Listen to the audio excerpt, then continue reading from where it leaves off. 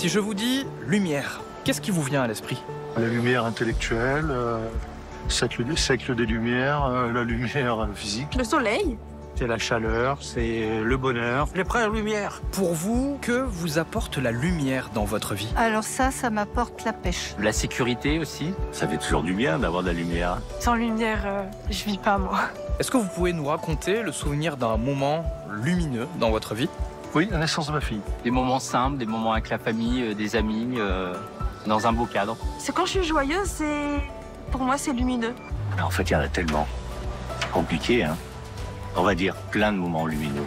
Quelles personnes dans votre vie ont été de véritables rayons de soleil? Mes parents, c'est sans aucun doute. Ma famille, parce qu'elle me soutient. Ma fille. Lui. Quel symbole est-ce que vous associez à la lumière? La vie. C'est la vie. J'ai pas trop là. Ça a une couleur jaune. Le drapeau français. La croix du Christ, on dirait. Bonjour et bienvenue dans ce nouvel épisode de Ma foi, l'émission qui parle de la foi chrétienne et qui pose des questions sur de grands thèmes de société. Aujourd'hui, nous allons parler de la lumière. D'où vient-elle? Que révèle-t-elle? Pourquoi en avons-nous tant besoin?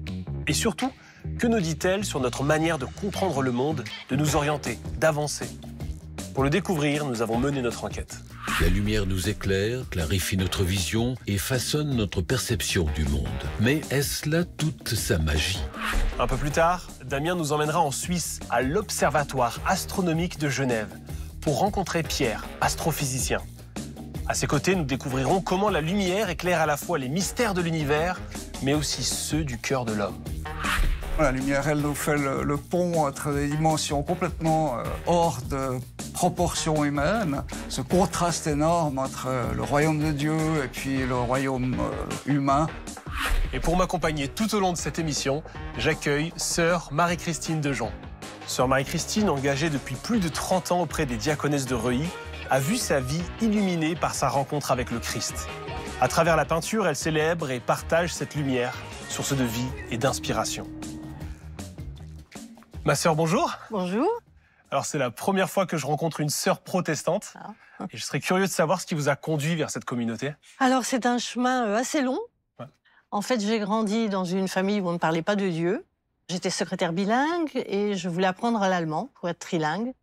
Je suis partie en Allemagne et là, j'ai rencontré des amis qui étaient chrétiens et qui allaient dans une église.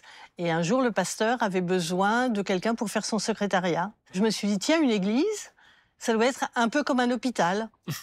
Et j'avais aucune connaissance. Et donc, j'y suis allée. Je tapais à la machine ces prédications. Et puis un jour, j'ai eu envie de savoir comment ça se passait dans un culte. En vrai, quoi. En vrai. Donc, c'était la première fois que j'entrais dans une église, que je rencontrais des chrétiens. Et ce qui m'a surtout étonnée, c'est que certains avaient quand même un certain nombre de problèmes dans leur vie et que malgré tout, ils étaient dans la joie, ils étaient dans la paix. Et je me suis dit, mais si Dieu existe, alors ça doit tout changer. Et je ne sais pas si vous avez vu dans le micro-trottoir, certains disent que la lumière, ça a été comme une émotion, un moment de vie. Ils associent ça à une pensée forte, une idée reçue. Est-ce que c'est ce qui s'est passé quand vous avez vu ces croyants? Oui, absolument. Ça a été comme une étincelle. Et ça m'a donné envie de chercher plus. Et lorsque vraiment j'ai rencontré Dieu, alors ça a changé ma vie. Sœur Marie-Christine, merci. J'ai hâte d'entendre la suite de votre chemin. Ce que je vous propose, c'est de regarder une enquête qu'on a menée sur le thème de la lumière, celle qui rend visible même l'invisible. On regarde ça ensemble et on se retrouve juste après. Aujourd'hui, nous explorons le domaine de la lumière. Ce phénomène physique capable de révéler l'invisible. La lumière nous éclaire, clarifie notre vision et façonne notre perception du monde. Mais est-ce là toute sa magie? Ce que nous percevons n'est en fait qu'une infime partie de la réalité. La lumière nous révèle des mondes cachés, transmet des messages invisibles et parfois elle nous berce d'illusions. Regardez autour de vous. Couleurs, formes, contrastes, tout dépend de la lumière. Mais que se passerait-il si nous changions de perspective? En jouant subtilement avec ombre et lumière, on crée une image différente de la réalité, transformant une scène ordinaire en un tableau dramatique ou joyeux. La lumière, c'est la matière première du photographe. C'est celle qu'on utilise pour mettre en valeur une personne, pour révéler la personnalité d'un modèle. Donc on utilise très souvent soit le contre-jour, parce que le mot photographie veut dire écrire avec de la lumière, donc on est découpé par la lumière, soit on peut utiliser la lumière latérale, qui est une lumière qui éclaire sur le côté, ce qui permet de mincir un modèle, surtout dans le portrait noir et blanc. On utilise régulièrement ce type de lumière pour mettre en valeur le portrait de famille, le portrait de chef d'entreprise, de corporate, très varié. La lumière dépasse sa nature physique pour devenir une métaphore du savoir. Une clé ouvrant les portes de l'invisible. Elle incarne depuis toujours l'éveil, la vérité qui se révèle progressivement à celui qui cherche à comprendre. Avec le siècle des Lumières, elle s'est imposée comme le symbole de la raison, du progrès et de l'émancipation face à l'obscurantisme. Mais cette lumière est-elle toujours source de clarté ? La lumière, d'un point de vue métaphorique, elle est synonyme effectivement d'éveil, de révélation, parfois d'éblouissement intérieur, et même la lumière peut être excessive, elle peut devenir aveuglante. Elle peut masquer le réel. Essayez de regarder le soleil en face et vous n'allez plus rien voir du reste du monde. Et l'excès d'ombre comme l'excès de lumière ne permettent pas d'apprécier le réel. D'ailleurs, on le voit bien dans le champ de la psychologie, où ce qui nous guide, c'est bien notre inconscient, et par hypothèse, chez Freud, l'inconscient est ce à quoi nous n'avons pas accès, qui reste nos zones d'ombre, mais en même temps, c'est ce qui nous attire. Donc l'ombre, comme le creux, nous invite à cette exploration pour mettre en lumière. Et c'est un jeu. Nous devons jouer avec la lumière comme on joue avec un clair-obscur, comme on joue à cache-cache. Hein. On doit jouer avec la lumière pour découvrir le réel. Comme le réel, la lumière nous permet aussi d'observer l'infini petit et nous ouvre à un univers insoupçonné. En révélant ce qui échappe à nos yeux, elle remet en question notre perception du monde. Cette quête de l'invisible trouve un écho dans la foi, où une lumière divine éclaire une réalité au-delà du visible. Qu'elle soit physique, philosophique ou spirituelle, la lumière demeure un révélateur, nous invitant à voir autrement et à questionner nos certitudes. Alors dans l'enquête qu'on vient de voir, il apparaît que la lumière peut changer notre perception du monde. La lumière révèle souvent des réalités invisibles. Est-ce que ça fait écho à votre témoignage de foi ? Absolument, ça fait tout à fait écho. En fait, j'avais soif de quelque chose et je n'arrivais pas à avancer. On m'avait passé un évangile, je lisais, mais il ne se passait rien. Et un jour, quelqu'un dans cette église m'a demandé de prier pour lui parce qu'il y avait tel souci. Et j'ai répondu, écoute, je ne crois pas en Dieu, donc j'ai besoin qu'on prie pour moi, je ne vais sûrement pas prier pour toi. Et il m'a répondu, si, je t'en prie, prie pour moi. Et donc je suis partie reprendre mon bus et j'ai dit à Dieu, écoute Dieu, je ne crois pas en toi, mais si tu existes, aide cette personne qui a des difficultés. Et à ce moment-là, Dieu s'est révélé. J'ai su que Dieu existait, qu'il était là, qu'il m'aimait. Et qu'il avait envie de se révéler, de me parler. Et toute ma vie s'est réorientée à ce moment-là. C'est comme si on avait appuyé sur un interrupteur, que la lumière s'était allumée et que Dieu avait fait la clarté en moi. Donc comme ça, sur le chemin pour prendre votre bus, vous recevez une révélation, la lumière de Dieu, c'est ça ? Tout à fait, ça a été comme ça. Ça a été en un instant, une fulgurance. Et là où je cherchais peut-être à construire ma foi en lisant l'Évangile, en cherchant, peut-être en essayant de me forcer, ça ne marchait pas. Je peux faire un mouvement, en fait, j'ai l'impression que j'essayais de monter vers Dieu et c'est lui qui est descendu vers moi. C'est Dieu qui est l'initiateur de la foi, c'est lui qui conduit les choses. Et en quoi cette rencontre avec Dieu, cette lumière, a changé votre perception du monde ? Ah ben ça a tout changé. Parce que j'avais un désir de carrière professionnelle, de gagner de l'argent, d'avoir une vie facile. Et tout ça, petit à petit, c'est devenu futile, secondaire. Et petit à petit, j'ai laissé tous ces rêves, mais qui n'avaient plus de sens. Ça me rappelle la phrase de Saint-Exupéry dans Le Petit Prince, « L'essentiel est invisible à nos yeux, on ne voit bien qu'avec le cœur ». C'est frappant de se dire qu'il y a un monde invisible qui existe et que même si on ne le voit pas, on le ressent parce qu'il a un impact sur ce qui est visible, en fait. Et il est essentiel, en fait. C'est l'invisible qui conduit nos vies. C'est l'amour qui conduit nos vies. L'amour, on ne le voit pas. Ouais. On voit son impact dans nos vies. C'est comme le vent, c'est comme l'air. Dieu, on ne le voit pas, mais on le voit agir dans nos vies et dans la vie des autres. Donc c'est vraiment là qu'est l'essentiel. C'est pas dans le visible ou dans la matière, c'est dans l'invisible. Et d'ailleurs, quand je me suis lancée dans la peinture, c'est ça qui m'a motivée. C'est-à-dire non pas peindre ce que l'on voit, mais peindre ce que l'on ne voit pas, mais qui est essentiel. C'est-à-dire l'amour de Dieu et la lumière de Dieu sur tout être humain et sur toute situation. Alors je vous propose maintenant de rejoindre Damien en Suisse. Aujourd'hui, il va à la rencontre de Pierre, qui est astrophysicien, qui va nous parler lui aussi de lumière d'une manière toute particulière, vous allez voir. Et nous verrons que pour découvrir ce qui n'est pas perceptible par l'œil humain, nous avons besoin de lumière, qu'elle soit physique ou spirituelle. On regarde ça et on en parle juste après. Aujourd'hui, nous nous rendons en Suisse où nous attend Pierre, un astrophysicien qui a consacré toute sa carrière à tenter de déchiffrer les mystères du cosmos. Bien que les chercheurs explorent d'autres pistes de lecture du ciel, la lumière reste aujourd'hui l'unique moyen de comprendre les astres lointains.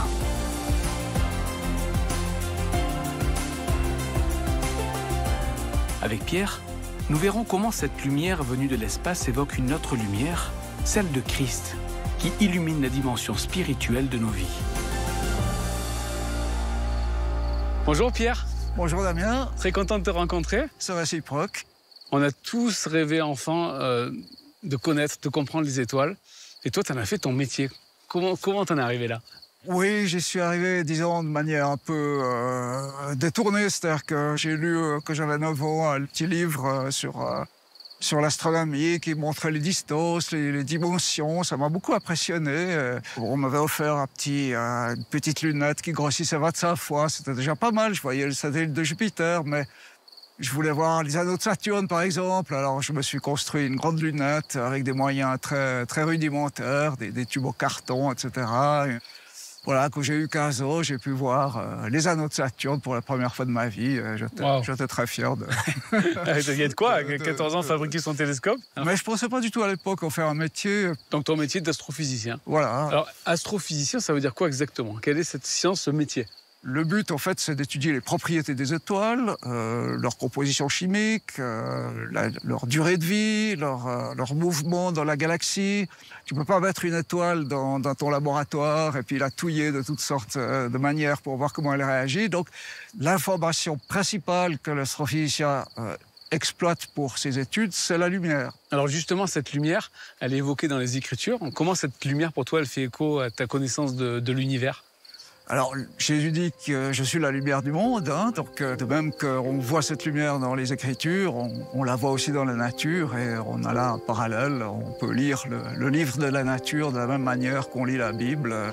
Alors voilà, je te propose, comme la nuit tombe, on peut aller à l'Observatoire astronomique de Genève. Sur le toit, il y a un petit télescope. Ah ben moi, je te suis, je suis partant.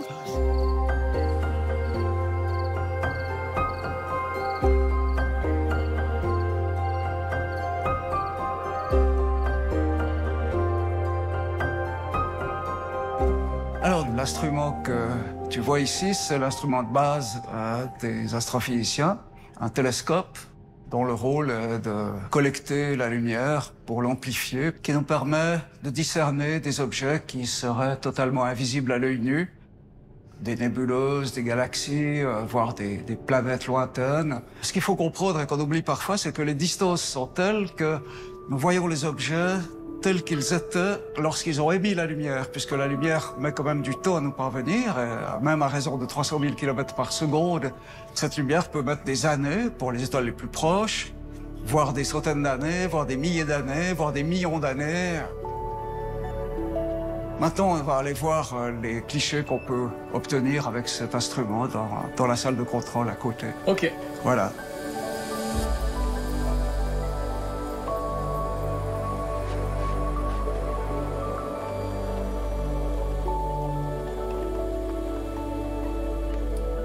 Alors, la galaxie que tu vois sur ce cliché, la galaxie dite des chiens de chasse ou la galaxie du tourbillon. C'est celui-là qu'on voit? En fait, c'est ce cliché-là qui a été pris au télescope que nous venons de voir. Et cette galaxie, apparemment pas si lointaine, puisqu'elle se trouve à quelque chose comme 50 millions d'années-lumière. Autrement dit, la lumière a mis 50 millions d'années pour nous parvenir de cet objet-là. Et c'est pas une des galaxies les plus lointaines, loin de là. Hein. Ça fait partie un peu de la banlieue, même si elle est pas tout à fait... On est dans le voisinage encore. Oui, c'est une des galaxies les plus proches quand même. On voit que effectivement la lumière sert de messager. Elle nous fait le pont entre des dimensions complètement hors de proportions humaines. De même que la lumière divine nous est inaccessible. Il est dit même dans le Premier Testament que nul ne peut voir Dieu et vivre. Eh bien, ce contraste énorme entre le royaume de Dieu et puis le royaume humain a été annulé par l'incarnation, Jésus étant la parole faite chair qui est venue habiter parmi nous et qui nous a permis de voir la gloire de Dieu.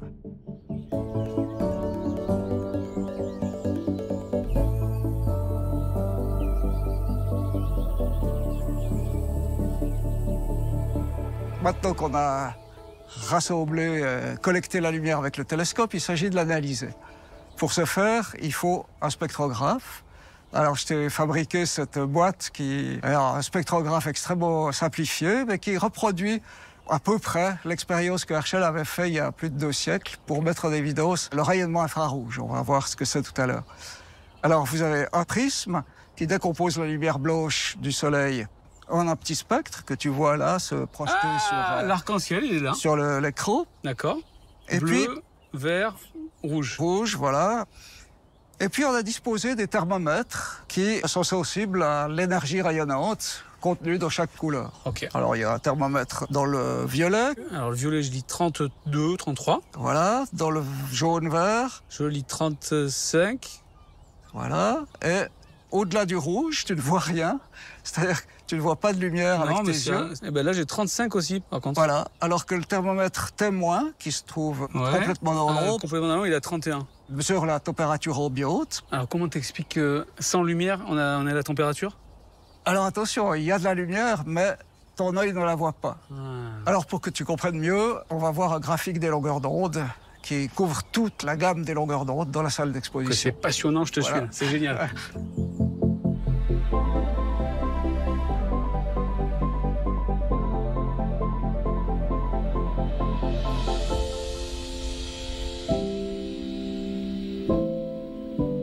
Le spectre électromagnétique de toutes les ondes électromagnétiques va des rayonnements gamma jusqu'au rayonnement radio, n'est-ce pas? Donc c'est extrêmement large. C'est ce qu'on voit ici?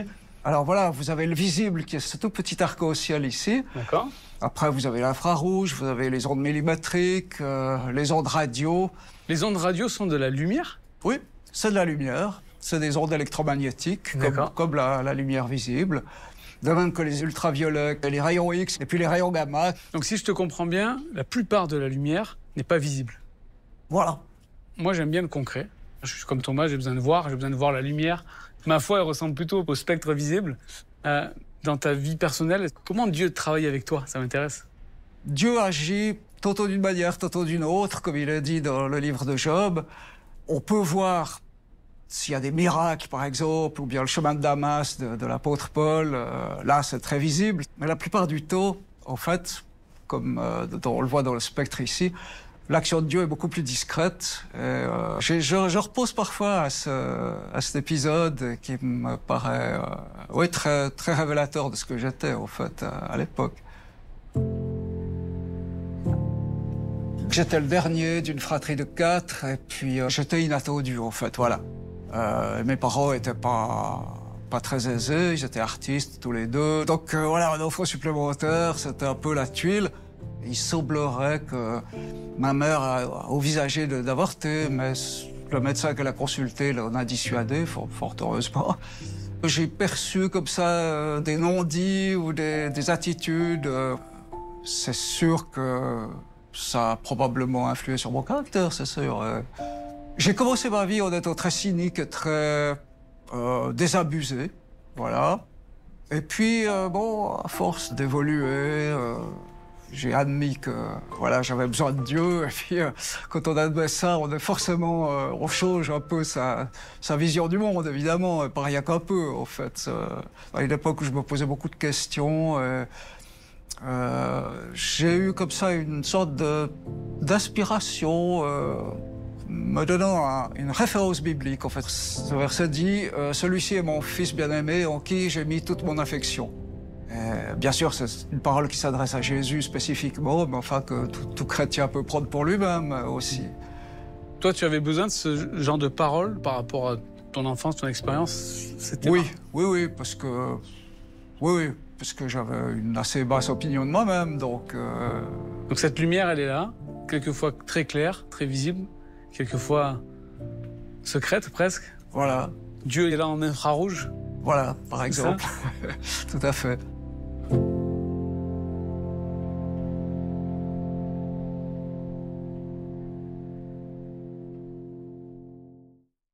Bien, alors ce panorama magnifique là nous représente une grande galaxie spirale qui est un peu semblable à notre galaxie.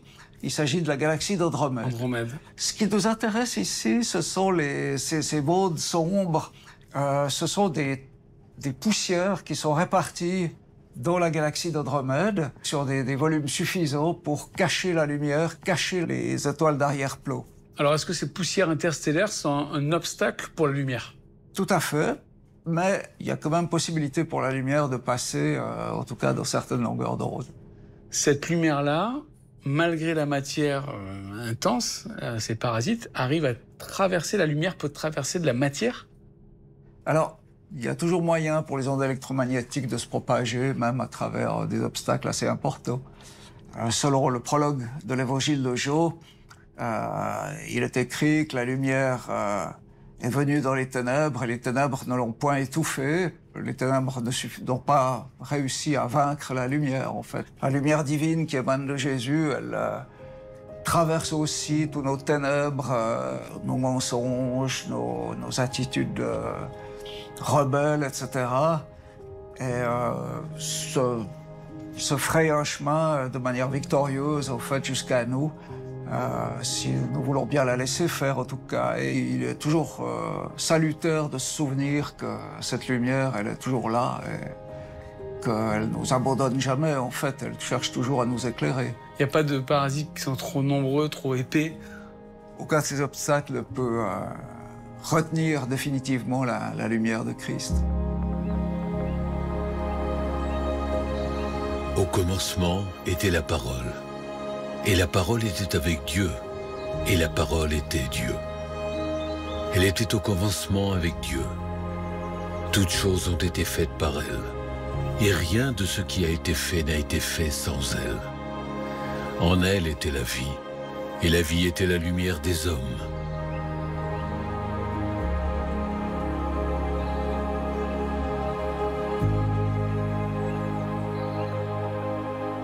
Pierre, merci beaucoup pour ce voyage intergalactique depuis la Suisse.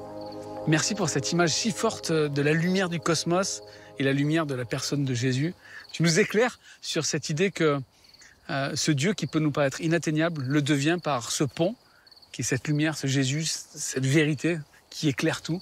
Eh bien, je t'en prie. Je veux aussi rappeler que même s'il y a beaucoup d'obstacles parfois et des ténèbres qui nous obscurcissent la vue, on peut faire confiance que cette lumière est suffisamment intense et suffisamment vive pour nous aider à avancer malgré tout. Et puis cette lumière partout, elle se pose, est porteuse de vie, donc on peut faire confiance à Dieu de nous aider à choisir la vie comme il le demande dans le Deutéronome.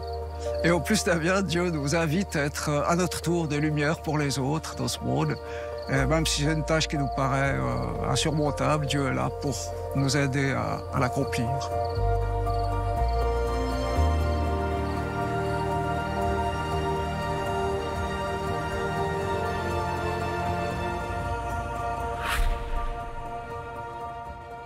Alors, on a vu dans le reportage que la lumière, elle traverse toujours les obstacles, elle peut traverser la matière pour atteindre les cœurs, toucher l'homme au plus profond de lui-même.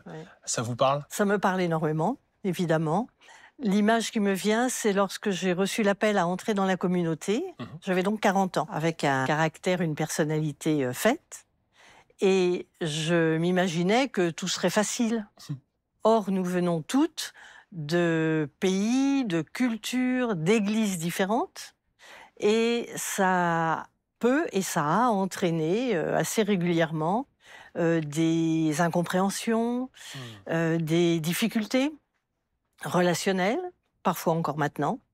Et donc, je me suis rendu compte, on parlait de nuages de poussière, et je me rends compte, et nous nous rendons toutes compte, que nous avons aussi des nuages de poussière dans le cœur, et qu'il faut vraiment la lumière spirituelle, comme vous disiez, la lumière de Dieu, pour passer à travers, pour trouver son chemin en nous, et atteindre notre cœur, et nous faire évoluer, nous faire déverrouiller notre cœur, pour que nous avancions. Et ça nous pousse aussi à essayer de comprendre l'autre, accepter qu'on ne peut pas comprendre toujours. Ça nous oblige aussi à nous demander pardon les unes les autres et à recevoir le pardon. Alors, ça n'est pas toujours très facile, parce que c'est un peu humiliant, mais nous avons un texte une phrase de notre règle de communauté qui a été écrite par sœur Myriam, qui était une de nos anciennes prieures et qui était poète. Et cette phrase, c'est « La vie commune, mieux qu'une meule, affine le vouloir ».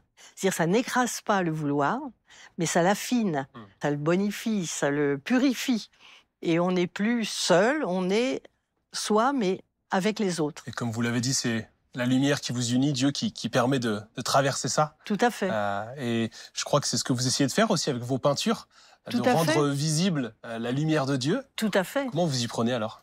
Alors, je peux même pas vous répondre comment je m'y prends, je laisse faire en fait. C'est vrai? C'est-à-dire que lorsque, bon là c'est flamme et musique, mais lorsque je commence, je ne sais pas ce que donnera le dessin. Je laisse aller ma main et il se passe des choses. Et là c'est Dieu sépara la lumière d'avec les ténèbres. Donc voilà, les choses commencent et le titre je ne l'ai donné qu'après. D'accord. Parce qu'au départ je ne sais pas ce que donnera le dessin. Je me laisse faire. Le but, justement, depuis que je peins et que je dessine, c'est vraiment de laisser passer la lumière de Dieu et l'amour de Dieu sur tout être humain, sur toute situation. Voilà, là, j'ai une exposition actuellement dans notre communauté à Versailles sur que ruisselle la lumière. Et la lumière de Dieu, elle ruisselle sur nous, sur chacun de ses enfants.